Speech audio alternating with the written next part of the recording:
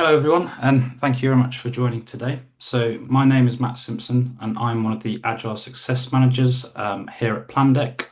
And today's session marks the first of two masterclasses that we are hosting, and with today in particular being focused on two of the four pillars of Plandek's productivity framework. And for that, we'll be looking at the speed and focus metrics in particular. So, jumping into today's agenda. In today's session, we're going to do a deep dive on all the focus and speed metrics that Plandek has to offer. For each metric, I'll cover what it measures and why it matters, and then jump straight into Plandek to show you how to effectively set it up and get the most insight from it in practice. So therefore, by the end of this session, you should have a clearer picture of what our focus and speed metrics are and what they are actually measuring. Also, how to effectively set up and configure each of the focus and speed metrics to give you the best insight into areas of improvement and identify hidden bottlenecks in your SDLC. Also, what our top quartile or top performing customers do differently in order to shift the dial on the productivity and performance of their SDLC. And lastly, how AI tools are impacting and reshaping performance, particularly for lower performing teams. Throughout the session, I welcome you to add any questions you have into the Q&A chat, and I'll spend some time at the end if we have time. If not, I'll come back to you separately after the session.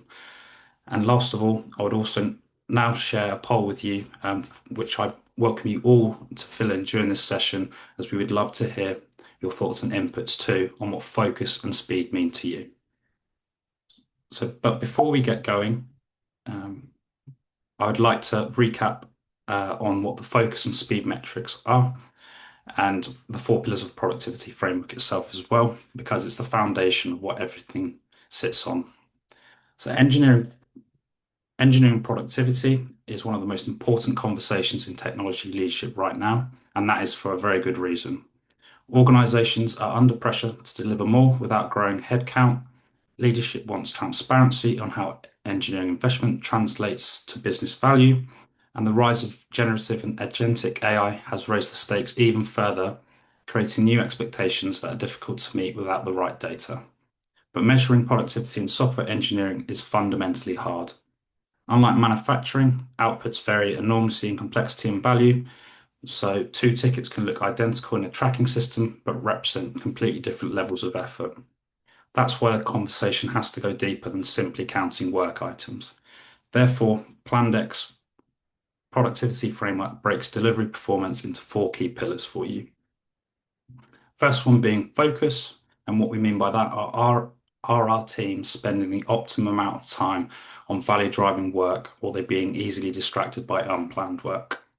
Second one being speed, how quickly are we able to convert an idea into a reality, so obviously into production for our customers to view and see. Thirdly, predictability, how reliable are teams able to plan and then actually execute on that plan on time as well. And then lastly, quality. So quality is the quality of the work delivered suffering as a result of all the other factors. And it is important to call out at this point that all of these pillars are not independent. A team sacrificing quality to move faster, for example, will eventually see speed fall as bug debt accumulates. Conversely, a team with poor focus will look busy while making very little progress. So moving on to the first topic of today, focus.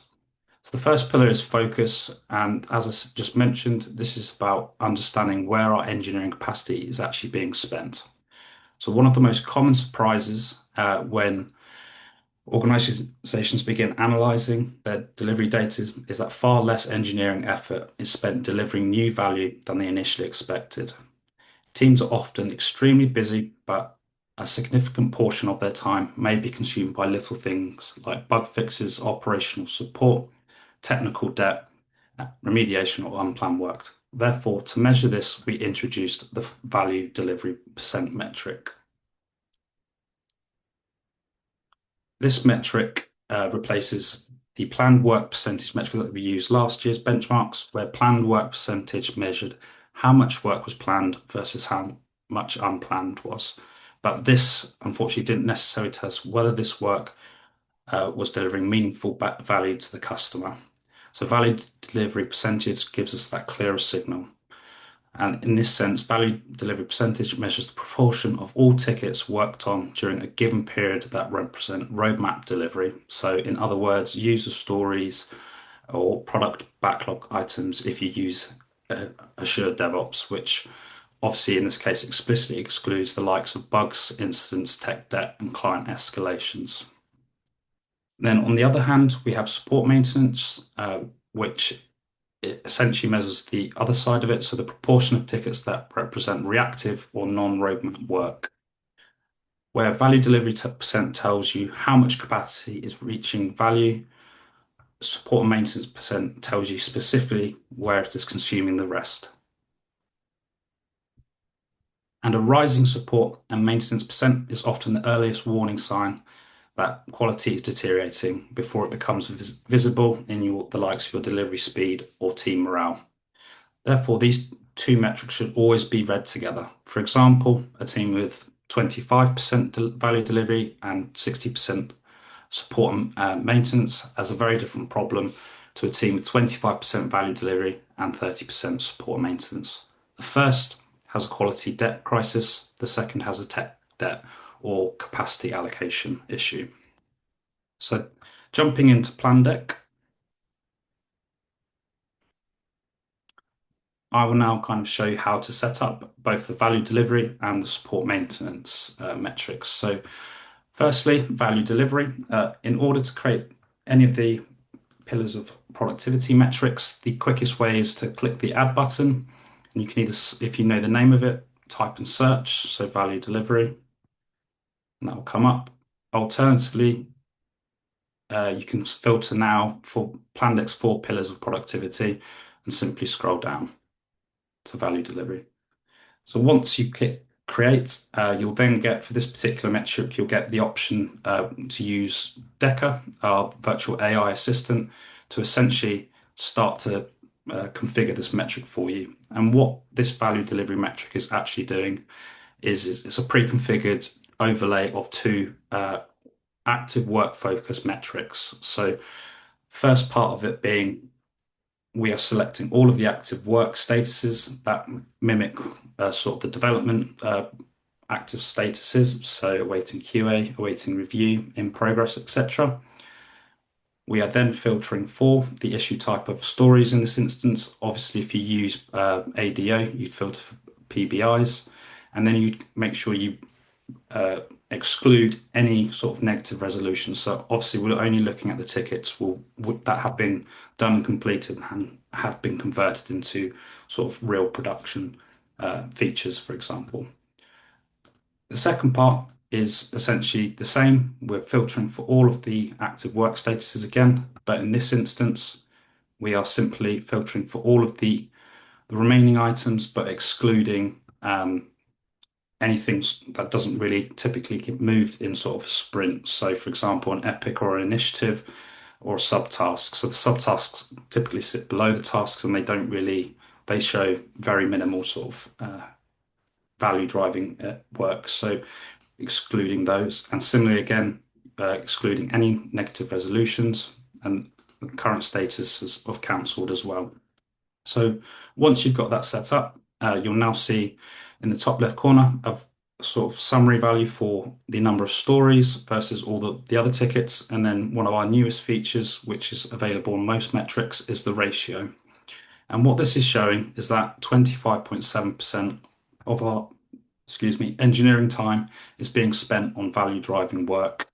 So that means the remaining 75% is going towards either support and maintenance or unplanned sort of incidences, etc. So looking at our sort of quartiles and our benchmarking metrics, the lowest performing quartile are around the 20% mark, whereas our highest performing teams are in the 41% mark, which for the likes of senior leaderships, etc., CTOs, it's quite a key indicator of how much of the cost that comes with engineering is being actually focused on value driving work and initiatives for the customer, for example.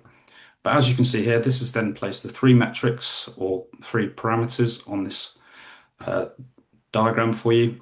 And you can then see a further breakdown of that if you wanted to see it week on week as well. And obviously for this, we're looking at the last 3 months. So this is by default, all metrics uh, default to 12 weeks. So this is over the past 12 weeks, our teams have been spending a quarter of their time on that. Another good way to kind of look at this metric is via our breakdowns. So this current metric is looking at all of Plandek's teams. So if you want to look at individual engineering teams, this is where you can break it down and start to see those ratios per team as well, if you want to get a bit more of a lower level detail. Okay, so that's the value delivery. On the flip side, support and maintenance metric is essentially doing the exact same thing again, but in this instance, the first part of this metric is actually looking at all of these support and maintenance issue types, so the likes of bugs, defects, incidents, etc. And that is then using the second part, which is set up in the same way as the previous metric. It's then creating a ratio of 40%. So that's showing that 40% of our engineering time is being spent on support and maintenance work. So that is the value delivery and focus metrics. If I jump back into the slide deck now. Um,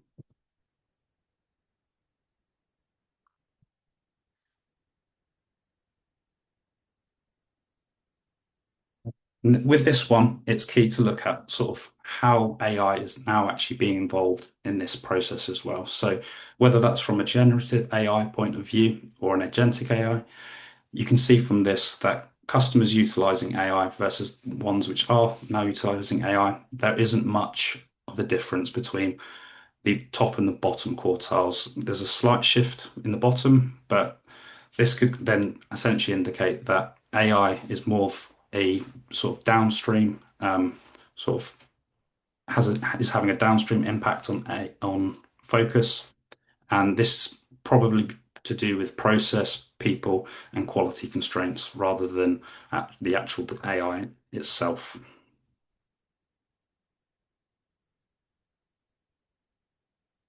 Just give me 1 second.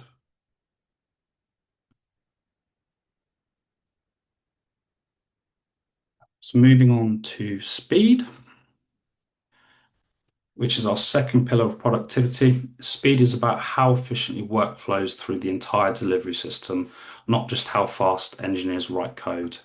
So for this, uh, we have got 6 metrics, each highlighting a different stage or perspective of the flow. So lead time to value is the overall end to end, so from idea all the way through to production. Cycle time isn't the engineering portion, so it's a subsection of the lead time, and it's just looking at from the moment that development starts through to deployment. Time to merge PRs is how long code is sitting in review before integration into your main code base. And then three of our newer benchmarking metrics, which are throughput quotient, is looking at delivered output per developer, and this is adjusted for the cycle time. And then PR efficiency quotient is how efficiently teams turn code changes into merged output. And then the last one being merge frequency per author and how often individual engineers are integrating their changes. Now let's go through each one.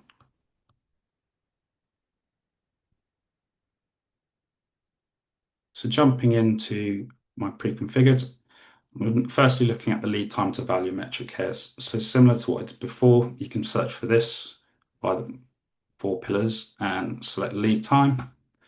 And essentially what that'll do is then pick up this metric in this format. So essentially over time, it will start to present that. But before we do that, we need to go in and actually select the statuses. So for this, we actually need to include all statuses minus any negative or awaiting deployment if you don't have the deployment data, because we obviously want to see the full end-to-end flow.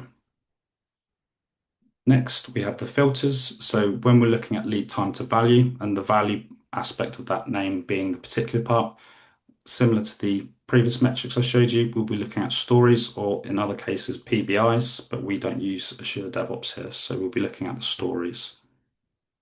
Similarly, again, we'll be getting rid of any negative resolution statuses. And then we've also included an outliers bar here as well, because we often know that some tickets, there are unique cases where some tickets, say, for example, an engineer will go off sick, so then it's not picked up by another engineer for a while. So then that obviously contributes to a unrealistic lead time. So in that instance, we typically apply a 10% outlier to kind of remove those in general. But now that we have the metric, we can see that on average over the last 3 months, our lead time to value has been 22.14 days. And compared to the previous 3 months, that has dropped by 5%, which is obviously in the right direction. Then looking at the breakdowns, some good ones to use. Obviously, as I said before, we're looking at the overall Plandek. If you want to then start looking at by engineering teams, you can break down by engineering team to kind of see how the playing field is doing. So obviously in this instance, our SRE team is a bit slower, and then obviously the other teams are varying in that. Another good use case for the lead time to value is obviously identifying bottlenecks in the process. So clicking into this, we actually break it down by status. So it's looking at all the aggregated times that things are staying in certain statuses. And from here, you can start to identify bottlenecks in your process. So looking at the awaiting to refinement, we can see that 11 point, on average, tickets are staying in there for 11.26 days. So this could mean that the sort of product team may be spending a bit more time on picking tickets up because their backlog might be big. So it might indicate product team needs to spend a bit more time planning and going prioritizing their workflow.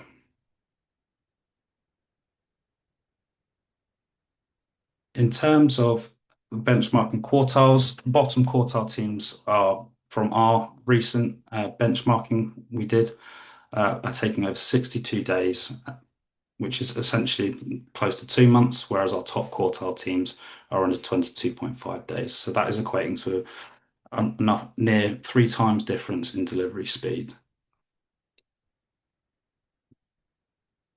So that's the lead time to value. Moving on to the next one, cycle time. So cycle time focuses on the engineering portion of lead time, as I mentioned previously. So from when development starts all the way through to deployment. And it's this metric that engineering teams have most direct control over. So lower cycle times reflect teams working with smaller increments, faster feedback loops, and fewer blockers. So longer cycle times often point to large work items, complex dependencies, or delays between workflow stages. So for reference, lower performing teams are spending over 14.3 days in comparison to top quartile days, which is under 6.6. So in this case, Plandek are particularly performing well. And if we create the cycle time metric for this, so using the add metric button, we then need to go in and actually set up the metric itself. So similar to the lead time to value, in this instance, we will only be selecting all of the statuses between development starting and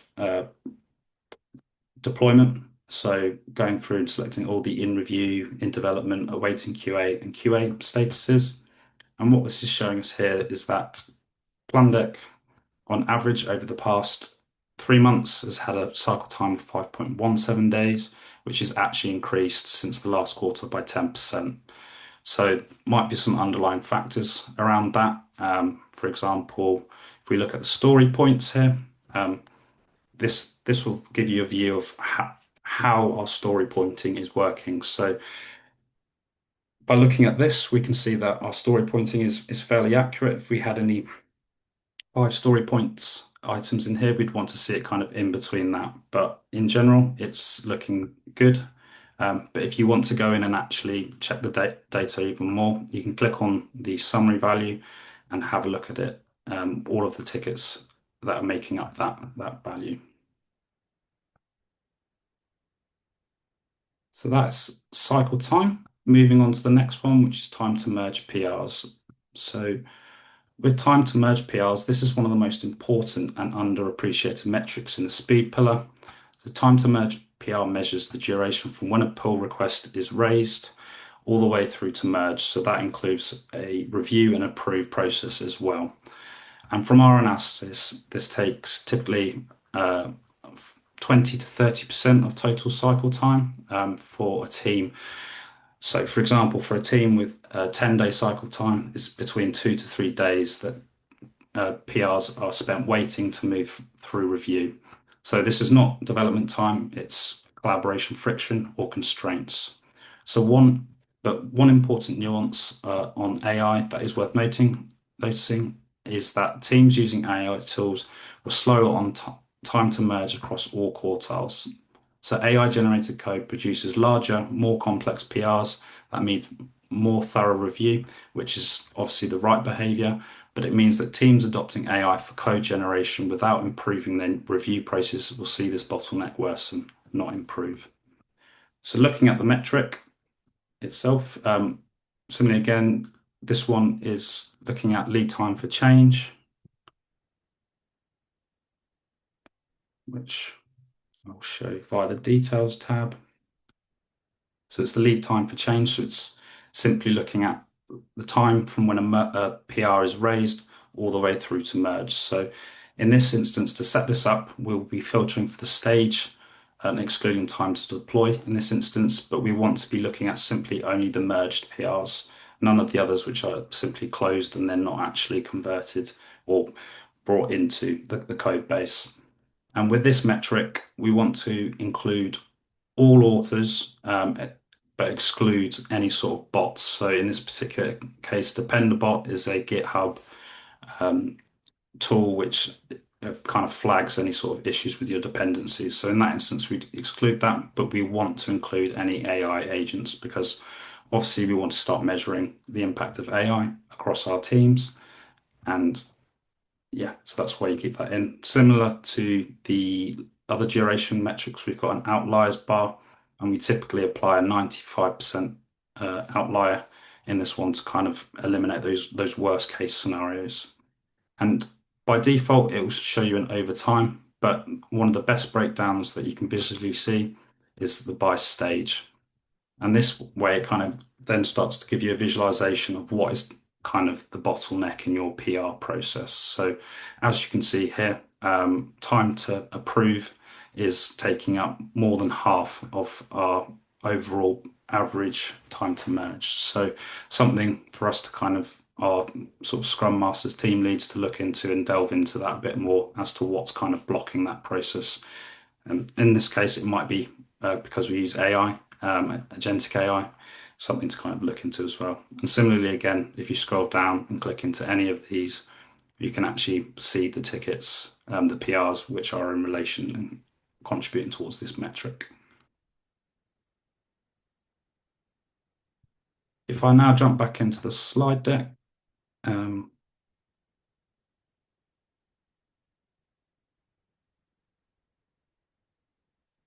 to review the final three metrics because these ones are newer to us here at Plandek.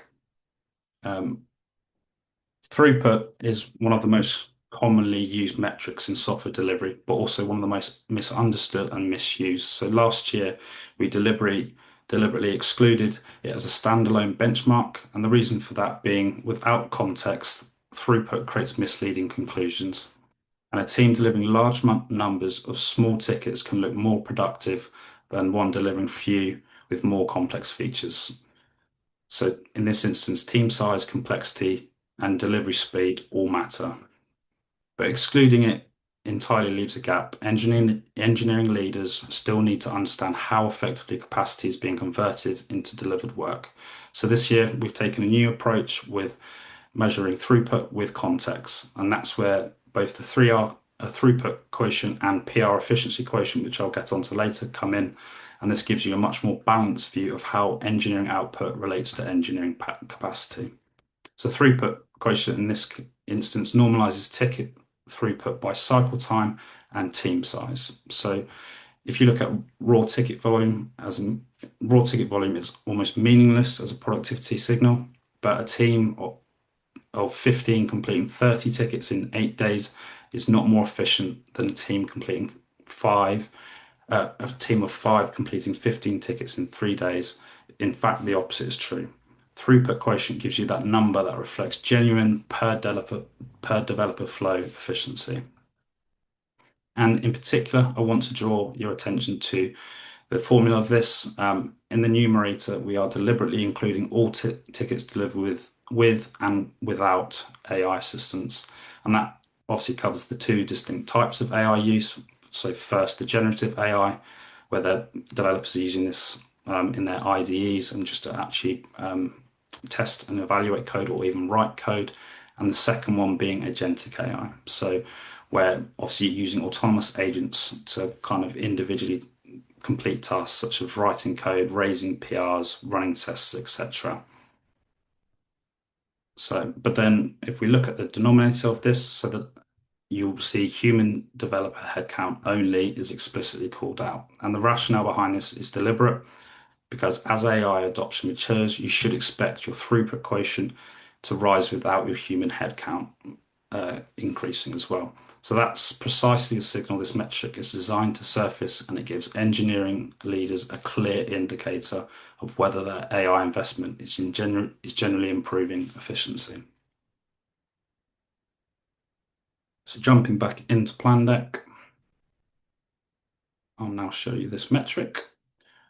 So similarly, create it from the add metric, and if we click into explore, this metric here is using two, well, two metrics essentially with an additional PR author count as well. So the first metric is looking at the total number of completed tickets in the last 3 months, and it's then using the cycle time as well. It's calculating the cycle time for this as well.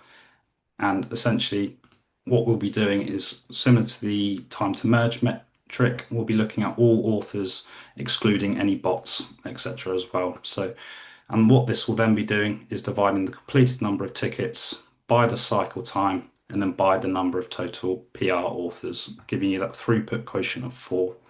And this number is quite high in this instance, as I said, we're looking at all of Plandek's current authors and engineers. So to make it a more relative view for sort of teams, you can break that down by engineering team. And this kind of gives a more realistic figure, as you can see. And similarly, again, you can scroll down and click into each uh, uh, value and obviously dig into the details even more. Next up is PR efficiency quotient, and I'll jump back into the slides for this.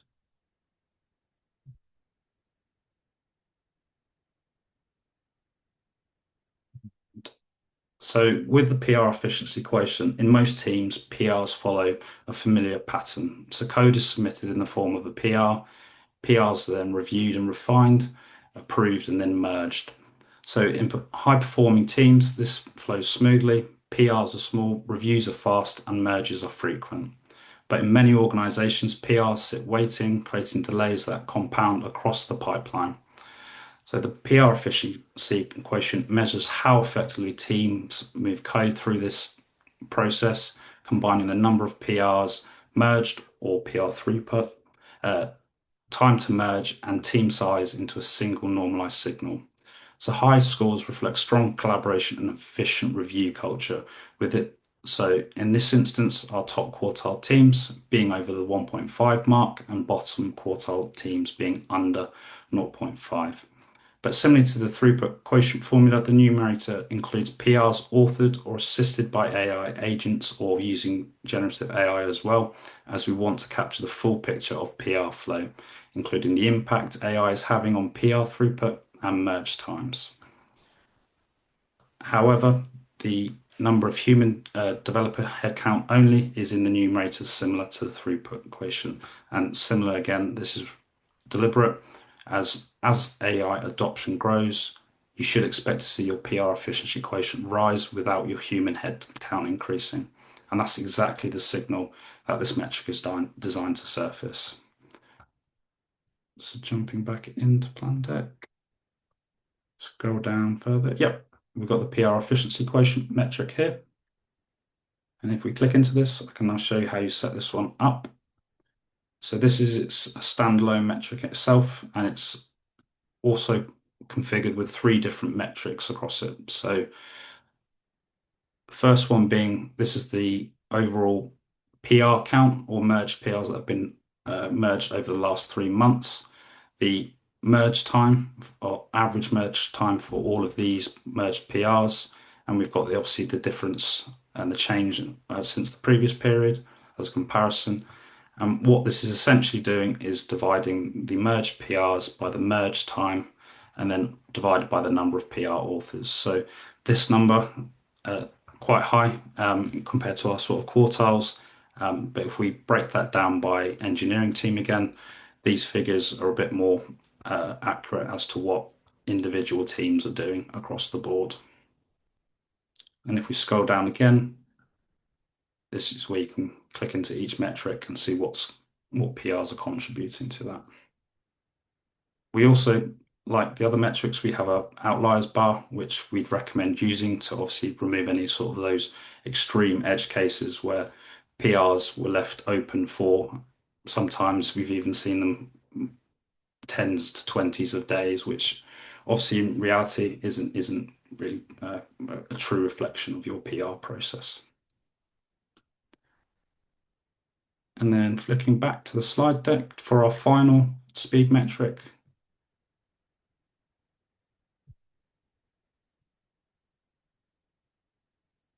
So the final, yeah, as I said, the final speed metric, merge frequency per author, tracks how often individual contributors are integrating their changes into the shared code base on average each week. And this is a useful indicator of whether a team is working in small, frequent increments or batching up large, risky changes.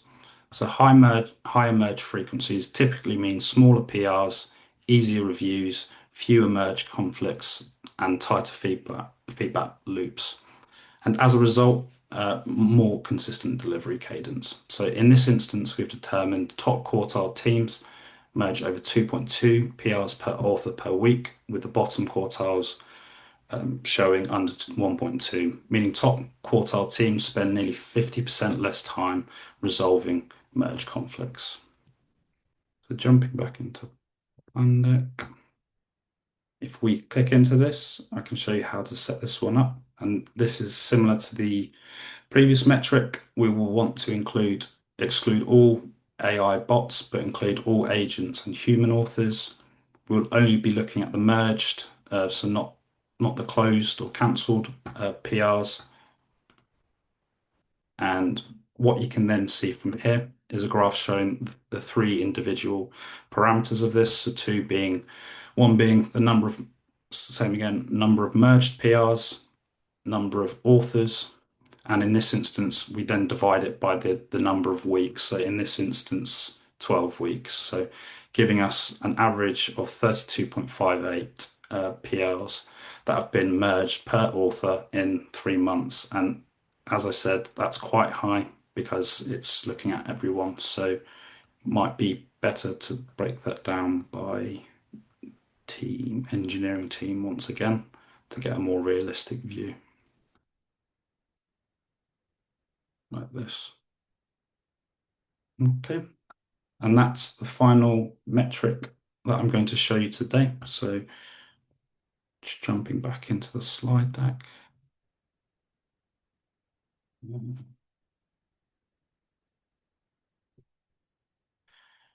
if we tie in the speed metrics with the recent adoption of AI into software engineering, and from having the privilege of access to 2,000 engineering teams, metric data, we have been able to determine AI is currently delivering the largest impact on the worst performing teams. So as you can see on screen, the bottom quartile teams using AI tools see lead time to value fall from 62 days to 33 days, so nearly a 50% drop, whereas top quartile teams see a more modest 10 to 12% improvement. Therefore, in this case, AI is more of a leveler and not a differentiator at the top. And this is because AI primarily accelerates individual developer productivity, but delivery speed is a systems level outcome determined by the slowest constraint in the pipeline.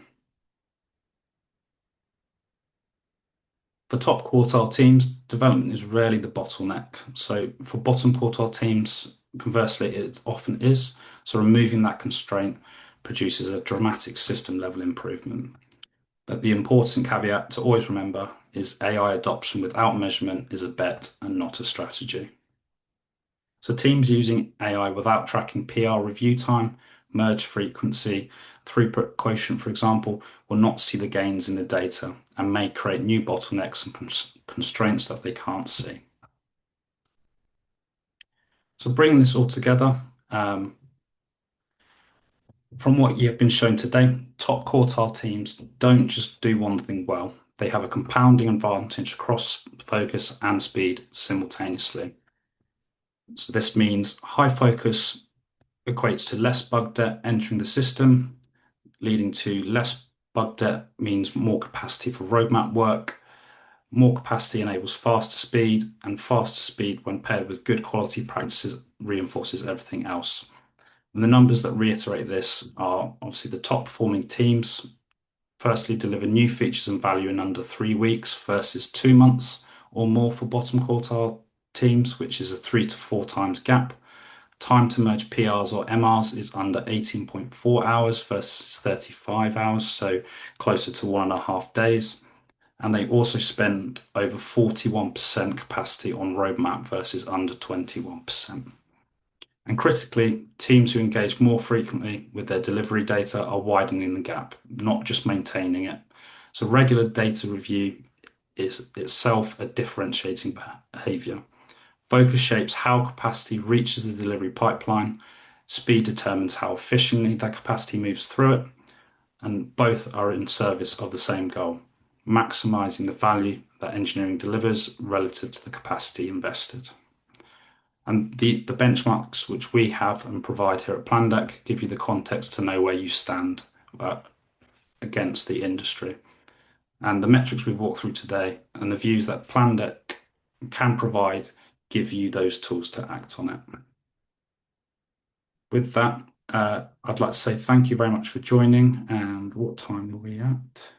Got some time to go through questions, so let me have a look. Let me try and zoom.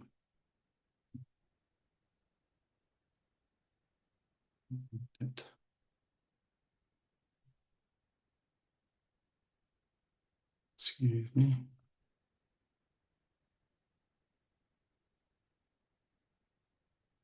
And looking in the Q&A, I can't see any open questions. No questions from anyone? Well, if not, no questions. But if people do have any follow-up questions, feel free to reach out to myself directly or one of the other customer success team, and we'll be happy to come back to you on that. But please do look out for our next masterclass webinar where we'll be addressing the Plandek's remaining 2 pillars of productivity, which will be predictability and quality. All right. Well, thank you very much all for joining.